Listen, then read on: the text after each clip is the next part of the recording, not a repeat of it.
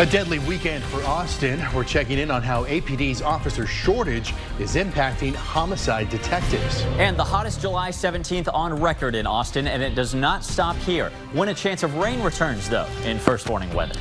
And police link the murders of 4 women in Oregon. What they are saying about a possible suspect after months of saying there was no connection.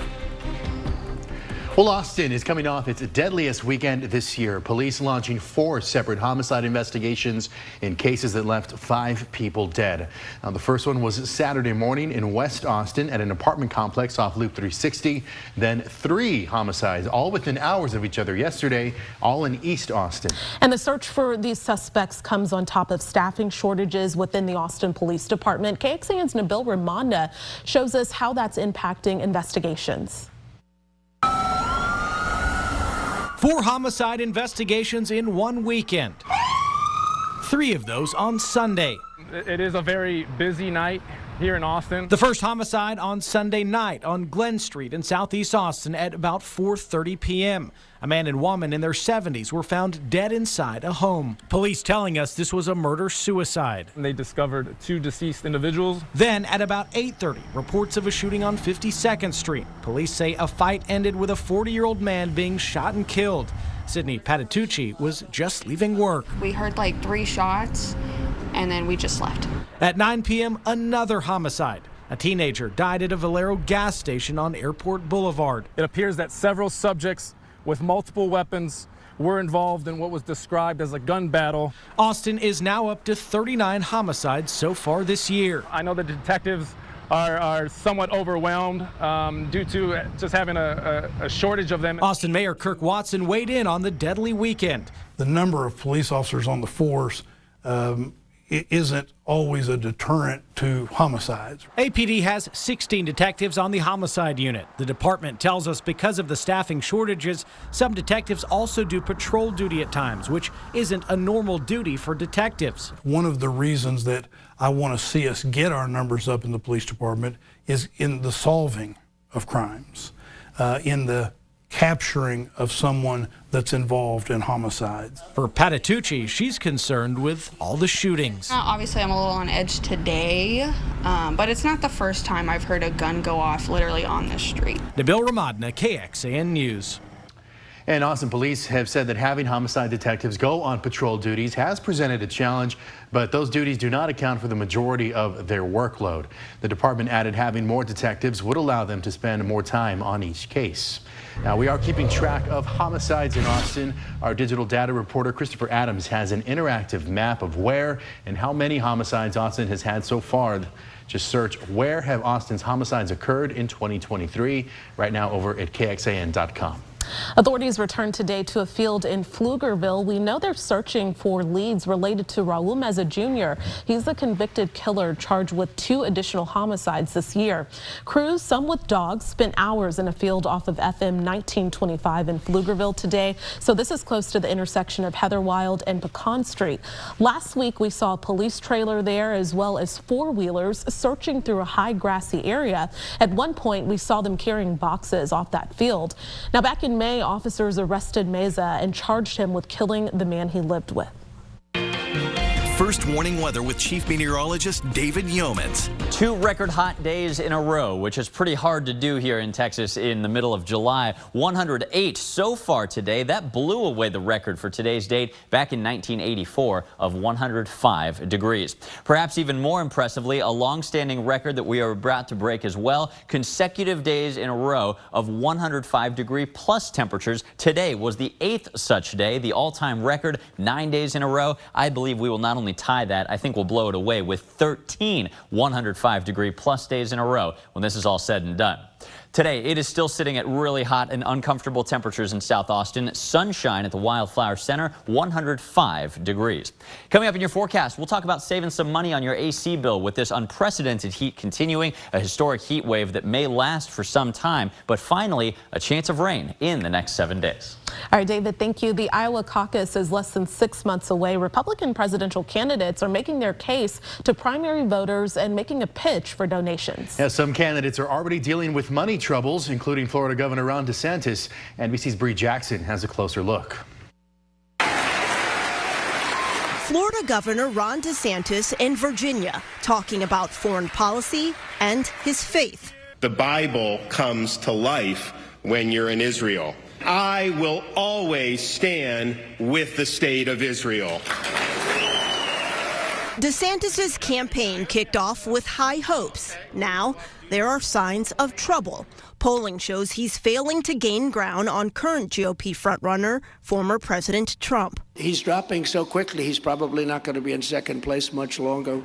Cash flow is another concern. Much of the $20 million DeSantis raised so far came from people who already maxed out donations. Still, DeSantis is burning through money, spending nearly $8 million in just 6 weeks. To cut costs, his campaign recently offloaded roughly a dozen staffers, with more firings to come. This as GOP candidates seek to raise enough money to make it to the debate stage next month, while some voters seek alternatives. We need someone in the middle. You know, the issue is one extremist versus another extremist. There's growing speculation of a third-party presidential run. If the American people are dissatisfied with what they're currently being presented, and to give them a third option, to me, that makes all the sense in the world. It doesn't really have a clear path forward, but it just hurts the major party candidate. U.S. Senator Joe Manchin, a moderate Democrat, has not ruled out a run for the White House. The country's never been as divided as it is now. And could even join a bipartisan ticket from the No Labels group. In Washington, Bree Jackson, NBC News. Coming up, the inmate who escaped from a Pennsylvania prison is found, the tip that led investigators to him. And a missing woman from Alabama returns home safely, but there are questions about how she got back home and what exactly happened to her. The inmate who escaped a Pennsylvania prison has been found, and the couple who called in that tip that led to his capture says they recognized him from the news after their dog tipped them off that someone was nearby their home. NBC's George Solis has the details now from Erie, Pennsylvania. That escaped inmate and murder suspect Michael Burham right here at the Erie County Prison. This after 9 days of evading authorities. It all coming to a head this weekend after Burham was found in the backyard of Cindy and Ron Eklund. Their dog Tucker taking off. The couple says they thought something was up when the dog stopped barking. They go to investigate.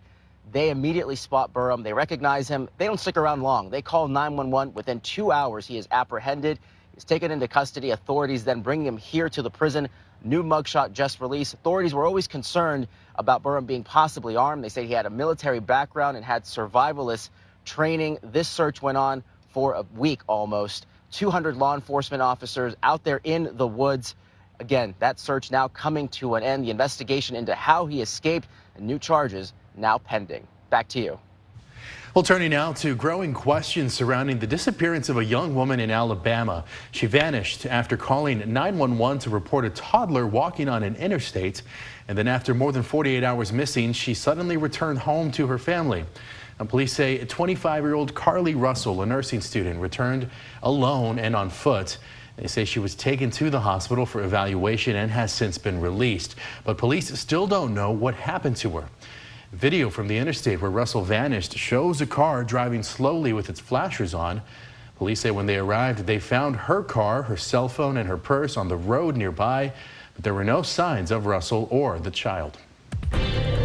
Giving you some campaign context. Up next, clarity on the state of inflation, how the rate compares to when President Carter was in office. And it has only rained 1 day out of the last 25 days in Austin. Monthly total just a scarce 0.03 so far. Your forecast, though, with a change coming this weekend. Next.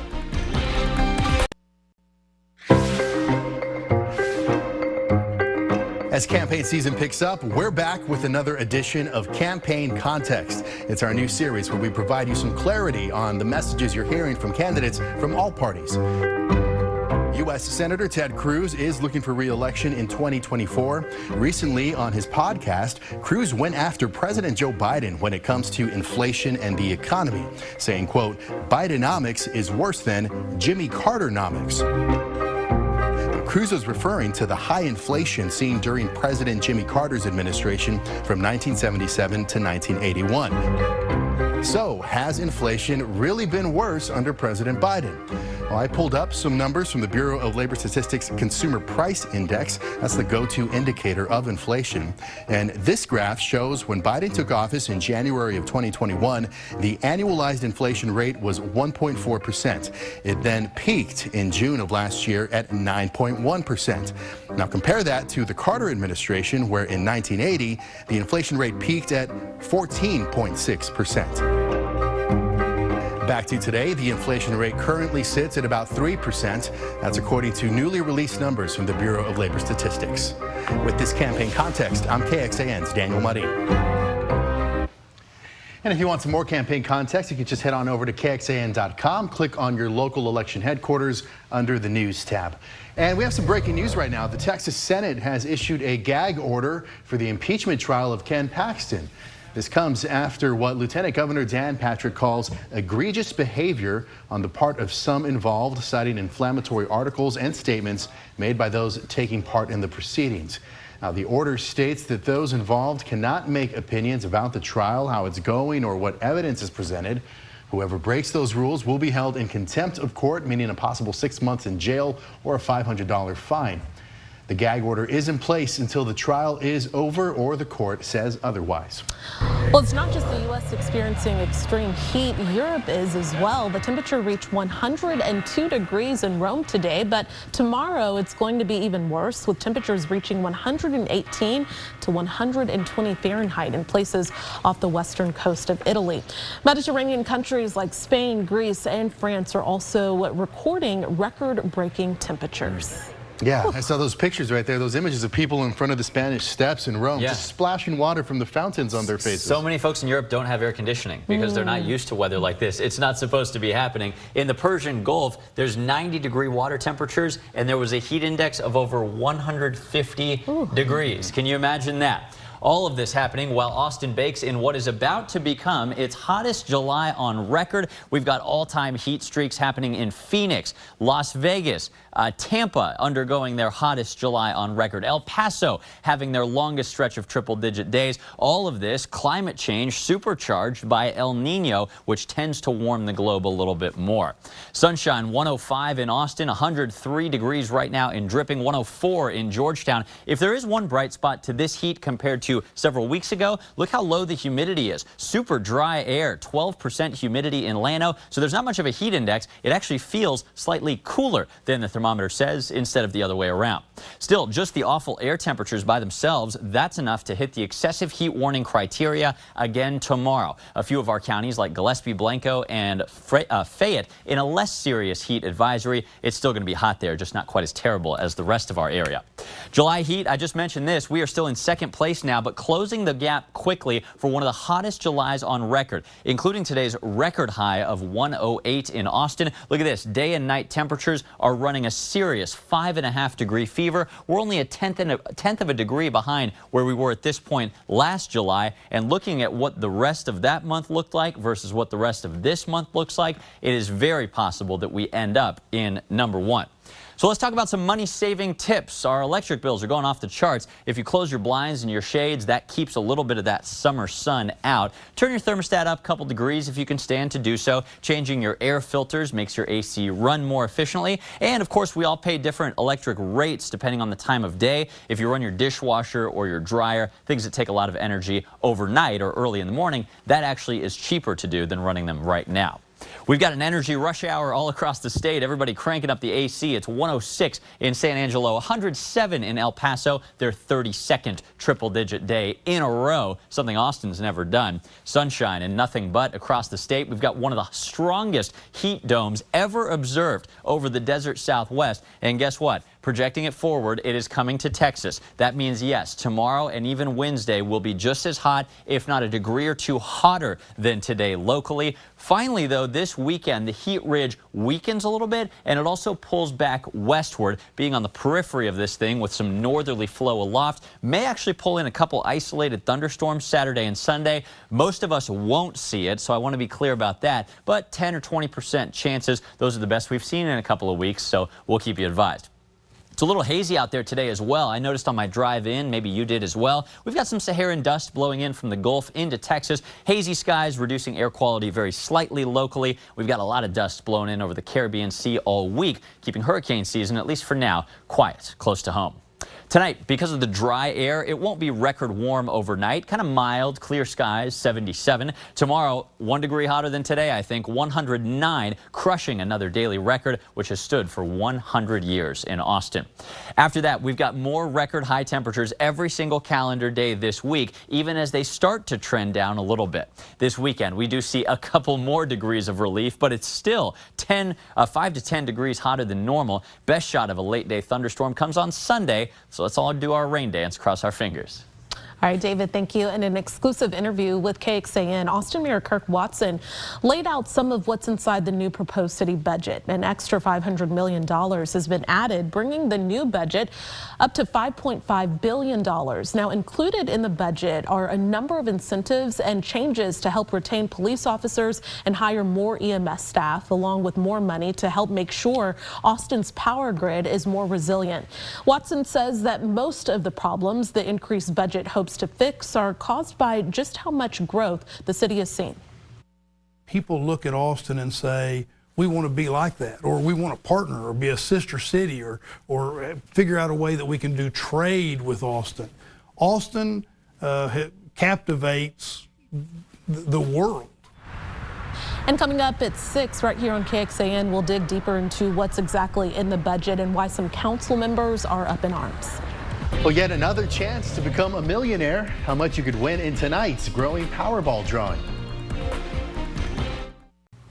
The deaths of 4 women in Oregon have now been linked to one person. This comes after investigators originally said there was no connection. Kristen Smith, Charity Lynn Perry, Bridget Webster, and Ashley Reel were all found dead from February to May of this year. Now, authorities have linked 38-year-old Jessie Lee Calhoun to their deaths, and 2 other women were also found dead within that time frame, but have not been connected to Calhoun. We still don't know how Calhoun is connected to the deaths, but he does have an extensive criminal history. He was arrested in 2019 for outstanding warrants, but was given clemency in 2021. Now, that was revoked on July 3rd, and he is now back in jail to complete his sentence. Calhoun has not yet been charged in connection to these 4 murders. Well, to some lighter news now. If you woke up feeling lucky this morning, then today just might be your day. I know we've been saying this for the past few weeks, but after no winner Saturday night, the Powerball jackpot has now jumped to $900 million for tonight's drawing, and the Mega Millions pot is expected to grow to $640 million for tomorrow's drawing. So if you take the Powerball cash lump sum up front, that's over $455 million. The Mega Millions lump sum is $328 million. But not to burst anyone's hopes, the odds of taking home the Powerball jackpot not really in your favor, of course. They're 1 in 292 million.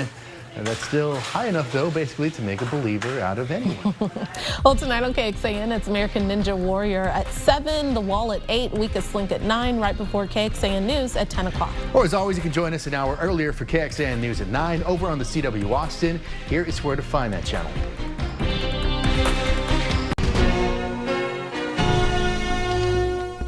Thanks for listening to KXAN News Nightly. You can also listen to KXAN News Today every morning for more in-depth coverage of what matters most to you.